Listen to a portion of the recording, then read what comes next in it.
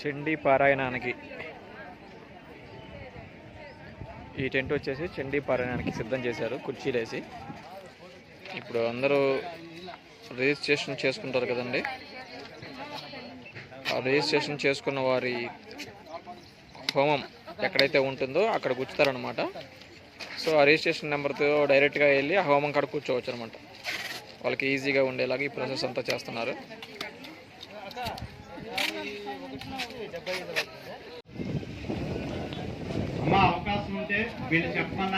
వీరు వచ్చేసి హోమం మీద కూర్చునే వాళ్ళు రిజిస్ట్రేషన్ ఆల్రెడీ చేసుకుని ఉన్నారు. ఆ చేసుకున్న వాళ్ళు ఆ రిజిస్ట్రేషన్ నెంబర్లు కనుక్కుంటున్నారు అనమాట. ఇక్కడ కౌంటర్ పెట్టారు. రిజిస్ట్రేషన్ చేసుకున్న వాళ్ళు వాళ్ళ ఫోన్ నెంబర్ తీసుకొచ్చి ఇక్కడ వాళ్ళ కౌంటర్ నెంబర్ ఏదనేది కనుక్కుంటారు అనమాట. హోమం అయిపోయి కూడా జోళ్ళతో వెళ్ళకండి దయచేసి. ఎందుకంటే అక్కడ అమ్మవారు ఉంటుంది, మనం జోళ్ళతో తిరగకపోతే మనకి ఆవిడకేం బాగలేదు, మనకి కావాలి. సో ఏ అవకాశం ఉపయోగించుకుంటున్నామో చూడండి. ఇక్కడికి వచ్చారు మీరు, మనం 2-3 నుంచి మొదలుపెట్టి సాయంత్రం 9-10 వరకు ఉండి చేస్తున్నాం. ఈ 6 గంటల సమయంలో ఒక సహస్రచండీ పారాయణకి హోమాన్ని ఫలితం తీసుకెళ్దాం అనుకుంటే మనం ఆ లెక్కలోనే ఉండాలి. మీరు పారాయణ జరుగుతున్నప్పుడు మీకు ఫోన్ వచ్చింది, మీరు చెప్పలేరు, అక్కడ కట్ చేయగలిగితే కట్ చేయండి, లేదా లేచి వెళ్ళిపోయి మాట్లాడండి. లేకపోతే మీరు ఎలాగో డిస్టర్బ్ అవుతారు, మీతో పాటు చుట్టూ ఉన్న వాళ్ళు కూడా ఇబ్బంది పడతారు. వాళ్ళు మళ్ళీ అరిచి మీకు చెప్తారు, అప్పుడు మీరు ఇద్దరు దెబ్బలాడుకుంటారు, మేము అక్కడికి రావాలి. అందుకని పారాయణ జరుగుతున్నప్పుడు కానీ హోమం చేస్తున్నప్పుడు కానీ మీకు ఫోన్ వస్తే దయచేసి దూరంగా వెళ్ళి మాట్లాడుకుని వచ్చేయండి. లేదు మీకు ఎమర్జెన్సీ కాల్ కాదు, అమ్మ నేను 9 తర్వాత చేస్తాను, లేదా ఒక 2 గంటల్లో చేస్తాను, పారాయణకి హోమానికి మధ్యలో ఒక 15 గంట నుంచి 20 నిమిషాలు గ్యాప్ ఉంటుంది. మనకి మీరు ఏమైనా కొంచెం మంచినీళ్ళు తాగుదామన్నా తాగి హోమంలో కూర్చుంటారని చెప్పి గ్యాప్ పెడతారు. ఆ గ్యాప్ను ఉపయోగించుకుని చక్కగా హోమంలో కూర్చోండి.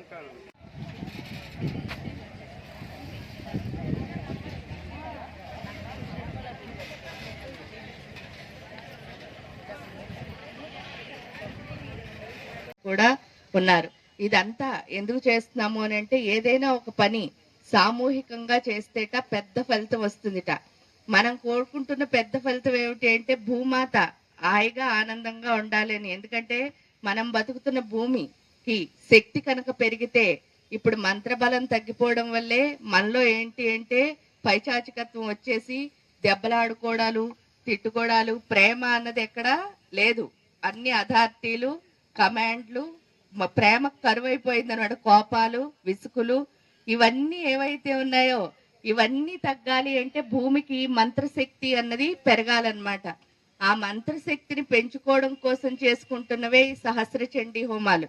కాబట్టి ఇంత మంచి హోమంలో మనందరం పాల్గొనడానికి ఆ చండీ అమ్మవారు, గురువు గారు అమృతానందనాథ్ సరస్వతుల వారు మనకి అవకాశం కల్పించినందుకు ఫస్ట్ వాళ్ళిద్దరికి కృతజ్ఞతలు తెలుపుకుని మనం హోమాన్ని మొదలు పెడుతున్నాం. ఈ హోమంలో ఈ రోజు ఏంటంటే విశేషం, ఈ రోజు గురువు గారి యొక్క పుట్టినరోజు అన్నమాట. అందుకని ఆయన పుట్టినరోజు సందర్భంగా జరుగుతున్న హోమం అని కూడా ఒక రకంగా అనుకోవచ్చు. కాబట్టి ఆయన జన్మదినం, అందులో మనం ఏంటంటే 26వ తారీఖు అని చూసుకుని ఆవిడ సౌజన్య గారు అడగగానే సెప్టెంబర్ 26వ తారీఖు చేసుకుందామండి, ఆ రోజు గురూజీ బర్త్డే అని చెప్పేసి సాయి క్షేత్రం, ఎందుకంటే పుట్టపర్తి ఇది కూడా గురువుకి నిలయమే, ఆ గురువుకి నిలయమైన క్షేత్రంలో గురువు యొక్క పుట్టినరోజు చేసుకుందాము అని అనుకున్నాం. కానీ ఈవేళ ఒక విశేషం ఏమిటి అంటే నవమి అయింది. అదేమిటి అంటే చండీ పారాయణలో 12వ అధ్యాయంలో చెప్తారనమాట. ఏమని అంటే అష్టమి రోజు కానీ, నవమి రోజు కానీ, చతుర్దశి రోజు కానీ, అమావాస్య రోజు కానీ, పౌర్ణమి రోజు కానీ, ఈ 6 తిథుల్లో కనుక ఈ హోమాన్ని చేస్తే మరింత విశేష ఫలితము అని. అందుకని జనరల్ గా ఏంటి అంటే సహస్ర చండీలు ఎక్కడ చేసినా సరే తిథి చూసుకునే చేస్తాం. ఈసారి ఒక్కరోజు డేట్ చూసుకుని చేసాం అనమాట. ఎందుకు అంటే గురువు గారు పుట్టినరోజు కదా అని చెప్పేసి. కానీ డేట్ చూసుకుని చేసినా సరే మన తిథిని మార్చకుండా ఏం చేశారో చూడండి, నవమి రోజే ఈ హోమం అవుతోంది. కాబట్టి ఇదొక విశేషం. ఎందుకంటే గురువు కృప అలాగే ఉంటుంది ఎప్పుడూను. మనకి తెలియకుండానే మనం డేట్ ని చూసుకున్నాం, కానీ తిథి కూడా నవమే అయింది. కాబట్టి హ్యాపీగా అందరం హోమం చేసుకుంటూ, ఎందుకు అని అంటే ఒక్క హోమం, ఒక్క చండీ పారాయణ చేస్తే 12వ అధ్యాయంలో చెప్తారు అమ్మవారు, ఒకే ఒక్క పారాయణ చేస్తే జీవితంలో వాళ్ళు బతికున్నన్ని రోజుల్లో ఒక్క పారాయణ కనుక చేస్తే వాళ్ళ ఇంట్లో ఉంటాను అని చెప్పిందిట. అదే కనుక వాళ్ళు 100 పారాయణలు చేస్తే దేవతల్లో ఒకళ్ళని చేస్తాను అని చెప్పిందిట. ఇప్పుడు మనం 1000 సార్లు హోమం చేసుకున్న ఫలితాన్ని పొందుతున్నాం. అంటే మనం ఏమవుతామో మనకే తెలియదు. కాబట్టి అమ్మిచ్చే కృపని మనం తీసుకోవాలి అంటే మన ఆలోచనలు ఇక్కడ పెట్టకుండా అమ్మవారిని అడగాల్సింది ఏంటి అంటే, అమ్మ ఎప్పుడు మాతో ఉండు, మమ్మల్ని ముందుకు నడిపించు, మా భూమి అంతటిని శాంతిగా సౌభాగ్యంగా ఉండేటట్టు చెయ్యి అని కోరుకుంటూ ఈ చండీ హోమాన్ని చేసుకుంటున్నాం. ఈ చండీ అమ్మవారి యొక్క విశేషం ఏమిటి అంటే, దేవత ఏంటిట, మహాకాళి, మహాలక్ష్మి, మహాసరస్వతి ముగ్గురు అమ్మవార్లు కలిపిన ఒకే ఒక్క స్వరూపం ఎవరు అంటే చండీ. ఈ ముగ్గురు అమ్మవార్లు కలిపిన స్వరూపం మనకేమిస్తుందండి పూజ చేస్తే అని అంటే, లక్ష్మి, సరస్వతి, పార్వతి ఈ ముగ్గురులో ఎవరు లేకపోయినా సరే మనకి విలువ అన్నది ఉండదట భూమి మీద. ఎందుకండి అని అంటే, ఇక్కడ ప్రకృతిని మహాలక్ష్మి స్వరూపం కింద కొలుస్తాం మనం చూస్తే. అందుకే లక్ష్మి అష్టోత్తరంలో ఫస్ట్ చెప్పేది ప్రకృతి అయిన మహా. ఎందుకంటే ప్రకృతి ఎవరి స్వరూపము అంటే లక్ష్మీ అమ్మవారి యొక్క స్వరూపం. అందుకే మనం ఎక్కువ దాని వెనకాలే పరిగెడుతూ ఉంటాం, లక్ష్మి లక్ష్మి లక్ష్మి అంటూ. ఈ లక్ష్మీ అమ్మవారి యొక్క స్వరూపమైన ప్రకృతి మనకి ఏమిస్తుందండి అంటే, ప్రకృతి ఎప్పుడు ఏం చేస్తుందిట అంటే తన బిడ్డలకి, ప్రతి ఒక్క బిడ్డకి కూడా ఏదో ఒక వనరు ఇస్తూ ఉంటుందిట. వనరు అంటే ఏంటంటే రీసోర్స్. మనం ఎదగడం కోసం ఏదో ఒకటి మనకి ఇస్తూ ఉంటుందిట. ఆ ఇస్తున్న దాన్ని అది నాదే అని మనం తెలుసుకోలేకపోవడం వల్లే ఎదగలేకపోతాంట. అందుకని పార్వతీ అమ్మవారు మనకి తప్పకుండా ఉండాలట. ఏంటంటే లక్ష్మీ అమ్మవారు నాకు ఇది ఇచ్చింది అంటే, నాకు ఇచ్చింది ఇది అని తెలియాలంటే మనతో ఎవరు ఉండాలి? పార్వతీదేవి ఉండాలి. ఆ పార్వతీదేవి ఉంటే కనుక అప్పుడు ఏమవుతుందిట, ఇది వచ్చింది నాది అని ఎప్పుడు అర్థమైందో, ఆ వచ్చిన దాన్ని మళ్ళీ నేనేం చేయాలి, పనిచేసి, అంటే కష్టపడి పనిచేసి దాన్ని మళ్ళీ నేను సాధించుకోవాలి కదా. ఆ సాధించుకునే శక్తి పేరు ఎవరు అంటే సరస్వతి. కాబట్టి ముగ్గురమ్మలు ఉంటేనే పని అవుతుంది. ఆ ముగ్గురమ్మలు కలిసిన స్వరూపమే చండీ అమ్మవారు. కాబట్టి ఈవిడ ఒక్కరికి చేస్తే ఆ ముగ్గురు మనతో వస్తారు. అందుకే కాళీ, లక్ష్మి, సరస్వతి. ఈ కాళీ, లక్ష్మి, సరస్వతి కూడా ఏంటి అంటే, ఇక్కడ 13 అధ్యాయాలు 700 శ్లోకాలు. అందుకే దీన్ని సప్తసతి అని పిలుస్తారు. సప్తసతి అంటే 700 శ్లోకాలతో కూడిన 13 అధ్యాయాలతో కూడిన మొత్తం ఇది మహాదేవి మహత్యం అని అంటారు. అంటే అమ్మవారి యొక్క చరిత్ర, అంటే అమ్మవారి యొక్క గొప్పతనాన్ని చెప్తూ, ఈ గొప్పతనాన్ని చెప్తున్నది ఏం చేశారట అంటే, ఫస్ట్ 1వ అధ్యాయాన్ని మహాకాళికి ఇచ్చారట, 2, 3, 4 మహాలక్ష్మికి, మళ్ళీ 5 నుంచి 13 వరకు ఉన్న 9 అధ్యాయాల్ని మహాసరస్వతి దేవికి ఇచ్చారట. ఇప్పుడు ఏదైనా ఒకటి వాటాలు పంచుకోవాలనుకోండి, మనం ఏం చేస్తాం, 3 భాగాలు చేసేస్తాం కదా. ఇక్కడ చూడండి, 1 అధ్యాయమే కాళీకి, 2, 3, 4 వచ్చేసరికి లక్ష్మికి వచ్చాయి, మళ్ళీ 9 అధ్యాయాలు సరస్వతికి వచ్చాయి. అంటే అర్థం ఏమిటంటే, నువ్వు కష్టపడాల్సింది ఎంత, 9 రెట్లు. అంటే 60% నువ్వు కష్టపడితే కనుక ఏం చేస్తుందిట, లక్ష్మీదేవి 30% నీకు ఇస్తుందిట. 30% ఇస్తే 10% నీకు అది నాదని తెలుసుకోవాల్సిన పని. అంటే ఏంటి అంటే, ఇది ఎలా ఉంది అంటే, రోజుకి 24 గంటలు టైం అయితేట 2 గంటలు శక్తి సంపార్జన, అంటే తినడానికో లేకపోతే వండుకోవడానికో లేకపోతే ఇంకే విధంగా అయినా సాధన చేయడానికో 2 అవర్సే ఉపయోగించాలట. మిగతా 8 గంటల కాలం ఏదో ఒక పని చేస్తూ ఉండాలట. అదే లక్ష్మి చెప్తోంది. అంటే 30% అంటే 8 అవర్స్ ఏదో ఒక వర్క్ చేస్తూనే ఉండాలట. తర్వాత ఉన్న 14 గంటల కాలాన్ని ఏం చేయాలి అంటే, ఏదో ఒకటి నేర్చుకోవడానికి మాత్రమే ఉపయోగించాలి. అంటే జీవితంలో మనం చేయాల్సిన పని ఏంటి అంటే నేర్చుకోవడం అన్నది ఈ చండీ నేర్పిస్తుంది. ఎంత బాగా నేర్చుకుంటాం. అందుకే చాలా మంది విసుక్కుంటూ ఉంటారు ఏదైనా పని చేయాలి అంటే. కోపం, విసుగు వల్ల ఏమీ రాదు. ప్రతి క్షణం మనం ఏం చేయాలి, వచ్చిన ప్రాబ్లం నుంచి నేర్చుకుంటూ ముందుకు వెళ్ళాలి. ఎందుకంటే కష్టం లేకపోతే సుఖంగా ఉంటే హాయిగా ఉంటానండి, నాకు ఎప్పుడు కష్టాలేనా అని అనుకుంటారు చూసారా. వాళ్ళకి ఒకే ఒక ఆన్సర్, ఎప్పుడు ఎంత కష్టాలు వస్తాయో వాళ్ళు అంత గొప్పగా ఎదుగుతారు. మీరు చూస్తే కష్టం ఉన్న వాళ్ళే బాగా ఎదుగుతారు. అన్ని సుఖంలో ఉన్న వాళ్ళు ఏమైనా ఎదుగుతారా చెప్పండి. ఎక్కడ వేసిన గొంగళి అక్కడే ఉండాలా, లేకపోతే మనం పైకి ఎదగాల? పైకి ఎదగాలి అంటే తప్పకుండా ఉండాల్సింది ఏంటి అంటే, జీవితంలో కష్టమే, కష్టంలోంచే నేర్చుకుంటాము అది మనకి చండీ నేర్పిస్తుంది అనమాట. ఏంటంటే 24/7 నువ్వు చేయాల్సింది ఏంటి అంటే హార్డ్ వర్క్, అంటే ఎప్పుడు పని చేస్తూ ఉండాలి అన్నదే దేవత మనకి నేర్పిస్తుంది. అంతేకాని ధ్యానం అంటే ఏంటి అంటే కళ్ళు మూసుకుని కామ్గా కూర్చుని ఎటు అటు కదలకుండా ఉండడాన్ని ధ్యానము అని అనరు. అందుకే ఎప్పుడు ఏం చెప్తారంటే సేవ ప్రేమ. ఎంత సేవ చేస్తారో అంత ప్రేమ ఎందుకు వస్తుందిట అంటే నువ్వు శరీరానికి కనుక కష్టం పెడితే మాత్రమే ప్రేమించడం వస్తుంది. శరీరానికి కష్టం పెట్టినంత సేపు, శరీరం సుఖంగా ఉన్నంత సేపు నీకు నిద్రపోవాలనిపిస్తుంది తప్ప పక్క వాళ్ళ గొడవ నీకు పట్టించుకునే శక్తి ఉండదు. అదే చెప్తోంది ఇక్కడ చండీ కూడా. కాబట్టి ఎప్పుడు మనం ఎంత హార్డ్ వర్క్ చేయాలి అన్నదే ఇక్కడ నేర్పిస్తుంది. మీ అందరికీ ఇప్పుడు చండీ మంత్రాన్ని చెప్పి ఆ తర్వాత మనం ఏం చేస్తాము అని అంటే ఈ పారాయణ మొత్తాన్ని ఫస్ట్ కవచం, అర్గళా స్తోత్రం కీలకం. ఆ 3 చదువుకున్న తర్వాత కవచం ఎందుకు చదువుకుంటున్నాము అంటే మనలో రాక్షస గుణాలు చాలా ఉంటాయి. ఆ రాక్షస గుణాల్లో ఫస్ట్ ఉన్న గుణం పేరు ఏంటిట అంటే బద్ధకం అని ఒకటి ఉంటుంట. ఎవరిలే ఎంతసేపు చదువుతారు, ఇప్పుడు 2:30 గంటలు కూర్చుని మన అందరం చదవాలా ఏంటి, హాయిగా ఇటో అటో లేచి తిరిగేసామనుకో, లేకపోతే పక్క వాళ్ళతో మాట్లాడామనుకో 3 గంటలు అయిపోతుంది.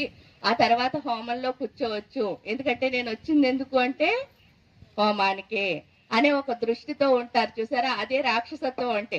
చండీ అందుకే ఏం చేస్తోంది, రాక్షసులతో దేవత చేసే యుద్ధాన్నే చండీ అని అంటారు. ఇప్పుడు మన లోపల ఉన్న రాక్షసులతో యుద్ధం చేస్తుంది అనమాట. ఈ బద్ధకం అనే రాక్షసుడు ఏం చేస్తాడట, మన స్థిరంగా ఓ చోట పని చేయనివాడు, ఎక్కడో ఓ చోట ఎవ్వరూ లేని చోట కూర్చుని, ఎందుకంటే మనకి ఎవరు పని చెప్పకూడదు, ఏమీ చేయకూడదు, మన ఎవరు పట్టించుకోకపోతే హాయిగా ఉన్నాం అనుకుంటాంట. అనుకుని ఆ పక్కన కూర్చునే మనకి ఇక్కడ ఏం నేర్పిస్తారు అంటే ఈ పారాయణ ద్వారా ఈ కవచం ఏం చేస్తుందట, వెళ్ళిపోదాం అంటే ఇంతసేపు ఎవరు చేస్తారు, నాకు బోర్ కొట్టేస్తోంది అని లేచిపోదాం అనిపిస్తూ ఉంటుంది చూసారా. ఆ స్థితిలో ఈ కవచం ఏం చేస్తుందిట అంటే నువ్వు లేవకుండా ఎందుకు ఉండాలో చెప్తుందిట. అంటే లేచిపోదాం అనిపిస్తూ ఉంటుంది, కానీ బాగోదేమో, వీళ్ళు ఏమైనా అనుకుంటారేమో, మొత్తానికి ఎలా అయితే మనని పారాయణ పూర్తి చేయిస్తుందిట కవచం. ఇంకా అర్గళా స్తోత్రం అంటే అర్థం ఏమిటి అంటే దేవత యొక్క శక్తి చాలా ఎక్కువ. అంటే విశ్వవ్యాపక చైతన్యం దేవత అండి, మళ్ళీ ఇక్కడుంది అక్కడ లేదు అని చూడాలా అని అంటారు. మరి మొత్తం విశ్వవ్యాపకమైన చైతన్యం అయినప్పుడు అందరికీ కనిపిస్తూనే ఉండాలి కదా. మన కళ్ళకి కనిపిస్తోందా, కనపడట్లేదు. ఎందుకు కనిపించట్లేదు అంటే ఆ దేవత యొక్క శక్తి కాంతి రూపంలో ఉంటుంది. అంటే గొప్ప తేజోవంతమైన శక్తి. ఆ తేజస్సును చూడాలి అంటే ఈ 2 కళ్ళు సరిపోవట. అప్పుడు ఏం చేయాలి, 3వ కన్ను అన్నది తెరుచుకోవాలి. అంటే ఆ జ్ఞానాన్ని చూడాలి అంటే ఇది కూడా ఎలా ఉండాలి, చూసే దృష్టితో ఉండాలి. లేకపోతే ఎదురుగుండా దేవత వచ్చి కూర్చున్నా సరే మనకి ఏమనిపిస్తుందిట, ఏమిటి వీడిలా తయారై వచ్చిందని చెప్పేసి మనం తిట్టుకుంటాం, కానీ ఆ దేవతను చూసే శక్తి మనకి ఉండదు. అందుకని చెప్పేసి అర్గళా స్తోత్రంలో ఏమడుగుతున్నావు అంటే, అమ్మా నువ్వు వచ్చావు అనుకో, నీ కాంతిని చూసే దృష్టి అది ఏదైతే ఉందో, అందుకే రూపం దేహి జయం దేహి యశోదేహి ద్విషోదేహి అంటే నాకు అవన్నీ ఇచ్చి నిన్ను చూసే భాగ్యాన్ని నాకు కల్పించు అని అడుగుతున్నావు. ఎప్పుడైతే ఆ భాగ్యం కలిగిద్దో ఆ తర్వాత 3వది కీలకం. అంటే ఏంటి అంటే మనకి దేవతకి మధ్యలో మాయ ఉంటుందిట. ఆ మాయ పేరు ఏంటి అంటే మనకి భయం. ఏంటంటే నిజంగా దేవత వచ్చి కనిపించింది అనుకోండి, ఇక్కడి నుంచి ఎంతమంది కూర్చుంటారు అంటే ఒక్కళ్ళు కూడా మనం చెప్పలేము. ఎందుకంటే అందరూ అమ్మో ఈవిడ ఏం చేస్తుందో ఏం అడుగుతుందో నా గురించి, వీళ్ళందరికీ ఈ భయాలతో మనం ఏం చేస్తుందంట, నిజంగా మనకున్న మాయ పేరు భయమే. ఆ భయం అనే మాయను ఏం చేస్తుందిట, కీలకం అంటే ఏంటి, తాళం చెవి అనమాట. ఆ మాయ తాళం చెవితో ఆ డోర్ని కాస్త ఏం చేస్తుందిట, ఓపెన్ చేస్తుంది. ఎప్పుడైతే ఆ డోర్ని తెరిచిందో, తెరవగానే అప్పుడు మనకి దేవత అంటే ఇంకేం పోతుంది, భయం పోతుంది. దానికి కారణం ఏమిటి అంటే నా లోపల ఉన్న ప్రాణశక్తి దేవత వేరు కాదు. ఆ విషయం ఎప్పుడైతే అర్థమైందో ఇంక దేవత అంటే మనకేముండదు, భయం ఉండదు. ఈ 3టిని ఎందుకు చేస్తున్నాం అంటే ఈ 13 అధ్యాయాలు చేసిన ఏంటంటే మనం రాక్షసులతో యుద్ధం చేస్తున్నాం కదా. అక్కడ ఏమనుకుంటున్నాం, అయ్యో చండముండుల్ని శుంభుల్ని మధుకైటపుల్ని వీళ్ళందరినీ చంపేసిందిటండి దేవత అని చెప్పుకుంటున్నాం చండీ చదువుకుని. కానీ ఆ చండముండులు శుంభులు మళ్ళీ ఎవరంటే మధుకైటపులు ఎక్కడున్నారట, మన లోపలే ఉన్నారు. చండముండులు అంటే ఎవరు, మనలో ఉన్న మొండితనం. ఆ మొండితనం ఏదైతే ఉందో, ఏంటంటే మనం ఏదైనా ఒక పని చేస్తాను అన్నాను అనుకోండి, అదే చెయ్యాలి. ఇంకోళ్ళు ఎవరైనా చెప్తే వింటున్నావా, పక్క వాళ్ళ మాట వింటున్నట్టే అనిపిస్తుంది, కానీ ఎవరి మాట మనం ఏం చెయ్యం, వినం. ఒక మూర్ఖత్వం, మొండితనం ఇవైతే ఉన్నాయో అవే చండముండులంటే. సొంపులంటే ఏంటి అంటే మనలో ఉన్న అహంకారము, ఆత్మనూనతాభావం అంటే ఇన్ఫీరియారిటీ కాంప్లెక్స్, సుపీరియారిటీ కాంప్లెక్స్. వీళ్ళందరినీ ఏం చేస్తోంది దేవత? శుభ్రంగా చంపేస్తోంది. ఎప్పుడైతే చంపేసిందో, ఎందుకంటే మనలో ఉన్న రాక్షసులందరూ ఎప్పుడైతే వెళ్ళిపోయారో మనం ఎవరి కింద మారుతాం? దేవత కింద మారుతాం. అదే చండి అంటే. అది తెలుసుకోవడానికే ఫస్ట్ ఈ 3 చేసుకుని ఆ తర్వాత 13 అధ్యాయాలు 700 శ్లోకాలు హాయిగా కూర్చుని చదువుకుంటాం.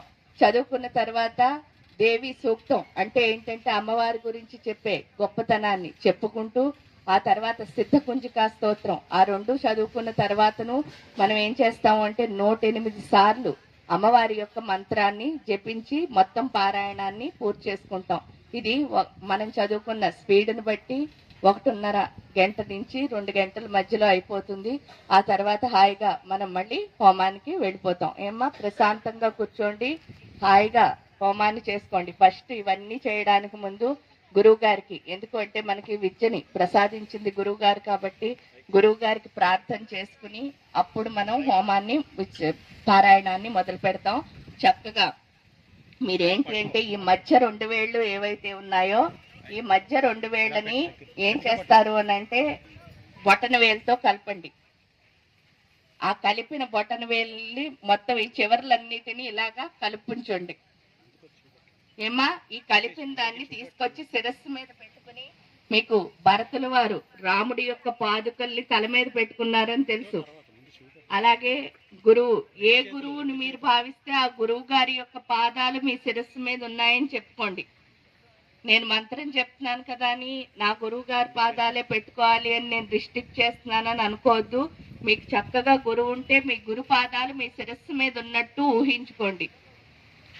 అయ్యో గురువు లేరు అంటే మీకేంటి అంటే అర్ధనారీశ్వరుడే గురువు. ఎడం వైపు పాదాన్ని అమ్మవారి పాదం కింద, కుడివైపు పాదాన్ని శివయ్య పాదం కింద పెట్టుకుని ఇదేం చేస్తున్నారంటే 2 మధ్య వేళ్ళని బొటన వేలుతో కలిపి ఆ చివర రెండింటిని అంటే నించున్న 2 వేళ్ళని కూడా కలిపి శిరస్సు మీద పెట్టుకుని గురు పాదాలను కుట్టినాం. కళ్ళు మూసుకుని మీకు ఏదైనా గురుమంత్రం ఉంటే తప్పకుండా చెప్పుకోండి. గురుమంత్రం లేకపోతే నా మంత్రాన్ని హాయిగా వినండి. ఐం హ్రీం శ్రీం ఐం క్లీం సౌహం శివ సోహమస్క ప్రేమ సక్షమలవర్యోం సౌం సాక్షమలవర్యం సహౌహ స్వరూప నిరూపణ హేతవే స్వగురవే శ్రీ అన్నపూర్ణాంబా సహిత శ్రీ అమృతానందనాథ శ్రీ గురు శ్రీపాదుకాం పూజయామి తర్పయామి నమః. ఐం హ్రీం శ్రీం ఐం క్లీం సౌహం శివ సోహమస్క ప్రేమ అసక్షమలవర్యోం సౌం సాక్షమలవర్యం సహౌహ స్వరూప నిరూపణ హేతవే స్వగురవే శ్రీ అన్నపూర్ణాంబా సహిత శ్రీ అమృతానందనాథ శ్రీ గురు శ్రీపాదుకాం పూజయామి తర్పయామి నమః. శ్రీ గురుభ్యో నమః. హరి ఓం. అమ్మ, ఇప్పుడు అందరూ మీ నాభిస్థానం మీద దృష్టి పెట్టుకుని కళ్ళు మూసుకుని చక్కగా నాభిస్థానం మీద, అయ్యో నా దృష్టి అటు ఇటు వెళ్ళిపోతుందంటే మీ చెయ్యిని హాయిగా మీ పొట్ట మీద వేసుకోండి. మీ చెయ్యిని తీసుకొచ్చి మీ పొట్ట మీద పెట్టుకుని అక్కడే చండీ అమ్మవారు ఉంటుంది. దాన్ని మణిపుర చక్రము అని పిలుస్తారు. ఆ మణిపుర చక్రంలో చండీ అమ్మవారు ఉండి మన యొక్క ఆత్మశక్తి అన్నదాన్ని పెంచుతుంది. ఈ ఆత్మశక్తి ఎప్పుడైతే పెరుగుతుందో మనకి బోళ్ళంత రక్షణ మనమే అవుతాం. ఆ రక్షించుకోవడంతో పాటు మొత్తం మహాకాళి, మహాలక్ష్మి, మహాసరస్వతి 3 అమ్మవార్ల యొక్క కృపకి పాత్రలను కూడా అవుతాం. చక్కగా కళ్ళు మూసుకుని మీ నాభి మీద మీరే దృష్టి పెట్టి అక్కడ చండీ అమ్మవారి యొక్క శక్తి వస్తోంది అని అనుకుంటూ నాతో పాటు మంత్రాన్ని చెప్పండి. ఐం హ్రీం క్లీం చాముండాయై విచ్చే. ఐం హ్రీం క్లీం చాముండాయై విచ్చే. ఐం హ్రీం క్లీం చాముండాయై విచ్చే.